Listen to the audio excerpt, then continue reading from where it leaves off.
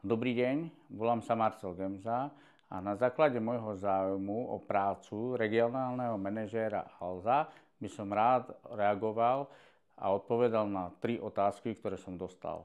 Prvá otázka je, mám uviesť jednu vec, ktorú som zmenil za posledný rok vo svojom profesnom fungovaní a čo mi to dalo. Tak vo svojom profesnom fungovaní som zmenil to, že som sa rozhodol skonsolidovať svoje aktivity do jedného biznisu. To znamená, že 7 aktivít som si vytvoril jednu aktivitu, ktorú momentálne nastavujem tak, aby stačilo na ňu dohliadať na tzv. Pasívny príjem. Akú jednu manažerskú charakteristiku považujem za svoju najsilnejšiu a prečo? Mám schopnosť predvídať situácie, prijímať rozhodnutia, ktoré minimalizujú rizika a maximalizujú úspech. Preto systémy a spôsoby sú maximálne efektívne a účinné v praxi.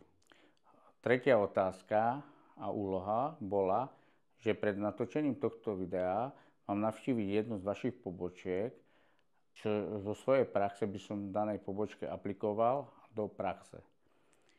Tak po návšteve pobočky Poprad som dospel k názoru, že predajné priestory nie sú dostatočne využité. Myslím si, že priestor je veľký a potenciál, ktorý by mohol byť ešte využitý, ponúknuť plochy na prezentáciu svojim obchodným partnerom alebo predávať viac rýchlobratkového tovaru.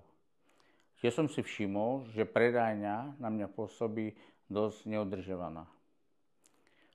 Na základe týchto skúseností som dostal názoru, že na tých pobočkách sa dá robiť väčší obrat.